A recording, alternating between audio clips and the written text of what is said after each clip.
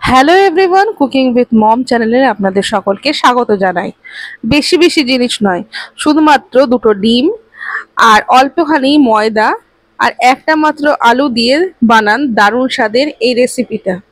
জলখাবারের দারুণ একটা আইটেম, যেটা বাচ্চা থেকে বয়স্ক সবারই ভাল লাগবে। প্রথমেই দেখুন, কড়াইতে নেওয়া হলো সামান্য পরিমাণ তেল, ওই 2 চামচ পরিমাণ। তার মধ্যে 1 চামচ পরিমাণ রসুন কুচি দিয়ে তার মধ্যে ছোট মাপের একটা গোটা পেঁয়াজ দেওয়া হলো। দিয়ে আর কিছুই নয়, কিছুক্ষণ এটা নেড়ে চেড়ে ভেজে নিতে হবে। ভাজা প্রায় হয়ে গেলে আগের থেকে সেদ্ধ করে একটু হাতে করে ভেঙে রাখা আলুগুলোকে দিয়ে দিতে হবে। যদি আপনারা চান তাহলে হাতে ভালো করে গুঁড়ো করেও নিতে পারেন, অথবা কড়াইতে এরকম করে দিয়েও ভালো করে ম্যাশ করে নিতে পারেন। এরকম করে কড়াইতে দিয়ে যদি ম্যাশ করেন তাহলে আলুর ভেতরে একটা ক্রাঞ্চিনেস চলে আসবে, সেটা কিন্তু খেতে আরো ভালো লাগবে। তাই হাতে আগের থেকে ম্যাশ না করে কড়াইতে দিয়ে ম্যাশ করাটাই ভালো। এরপরে একটা গোটা ডিমকে আধা আধা টুকরো করে ভালো করে এরকম করে ম্যাশ করে নিতে হবে। কড়াইয়ের মধ্যে এরকম করে ভালো করে ম্যাশ করে নিয়ে পুরো মিশ্রণটা যখন ভাজা ভাজা হয়ে যাবে তখন কিছু সস এটাতে ব্যবহার করতে হবে। সসের মধ্যে কিছুই না, 2 চামচ পরিমাণ টমেটো সস আর 1 চামচ পরিমাণ চিলি সস।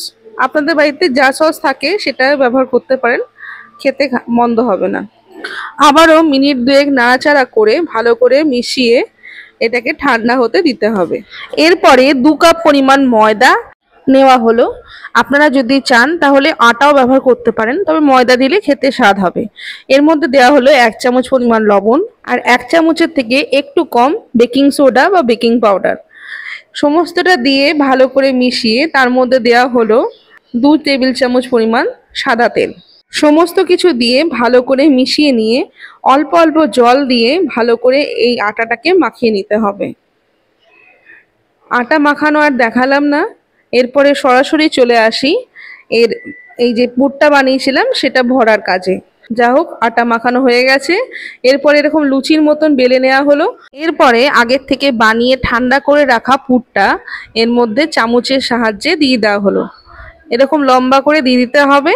তারপরে 2 পাশ থেকে যেমন ভাবে করা হচ্ছে চেপে চেপে আটকে দিয়ে 2 পাশের যে আটাটা আছে সেটাকে এমনি করে ফোল্ড করতে হবে, ঠিক যেন লেটারের মতন। এরকম করে ফোল্ড করবে, খুব সহজেই। আপনারা চাইলে আপনাদের মতন শেপ দিতে পারেন, তবে এই শেপটাই কিন্তু খুব ভালো হয়। এইভাবেই সবগুলো করে নেওয়া হলো। এরপরে একটা ডিম আমাদের ফাটিয়ে নিতে হবে। ডিমের মধ্যে কোনো লবণ দেওয়ার প্রয়োজন নেই, ডিমটাকে এমনি চামচ দিয়ে ভালো করে ফেটিয়ে নেওয়া হলো। আপনারা হয়তো বিশ্বাস করবেন না, এই একটা ডিম দিয়েই সমস্ত যে ময়দাগুলো ছিল সেগুলো কিন্তু ভাজা হয়ে গেছিল। তাই চিন্তা করবেন না, একটা ডিম দিয়েই যথেষ্ট। যদিও আমাদের ব্রেড ক্রাম্বস খুব কম ছিল, তা ওই কপ ব্রেড ক্রাম্বসের মধ্যেই এরকম করে যেমন করে দিয়েছি সেরকম করে একটা পাতলা আস্তরণ দিয়ে আবারও কয়েকটা এরকম করেই, মানে আর বলতে পারছি না, যাই হোক দেখতে পাচ্ছেন যেভাবে করা হচ্ছে সেইভাবেই করে উল্টে পাল্টে এরপরে তেল গরম হতে দেওয়া হয়েছে। এর মধ্যে খুবই কম হিটে এগুলোকে ভেজে নিতে হবে।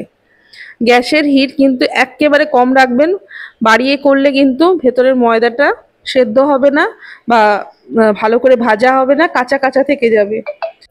এই সমস্তটা ভাজতে মোটামুটি 10 থেকে 15 মিনিট বা তারও বেশি সময় লাগতে পারে। তাই ধৈর্য সহকারে কম আঁচে ভালো করে উল্টে পাল্টে ভেজে নেবেন। হড়বড় করলে কিন্তু জিনিসটা টেস্টি হবে না, আগেই বলে রাখলাম। সমস্ত ভাজা হয়ে গেছে, এরপর তেল থেকে ভালো করে ছেঁকে তুলে নিন। আপনাদের এলাকায় তো বর্ষা শুরু হয়ে গেছে, তাই এই ধরনের খাবার নিশ্চয়ই আপনাদের পছন্দ হবে। বিকেলের দারুণ এক নাস্তা, অবশ্যই ট্রাই করবেন। কেমন লাগলো জানাবেন কিন্তু। আর এরকমই নিত্য নতুন রান্নার জন্য আমার পেজ কুকিং উইথ মমকে অবশ্যই ফলো করে রাখবেন। আর যারা আমার ফলোয়ার তাদেরকে অসংখ্য ধন্যবাদ, আর যারা নতুন দেখছেন তাদেরকেও ধন্যবাদ আমার ভিডিওটা দেখার জন্য। এইভাবে পাশে থাকবেন, সাথে থাকবেন, সুস্থ থাকবেন। দেখা হবে পরের এক রান্নায়।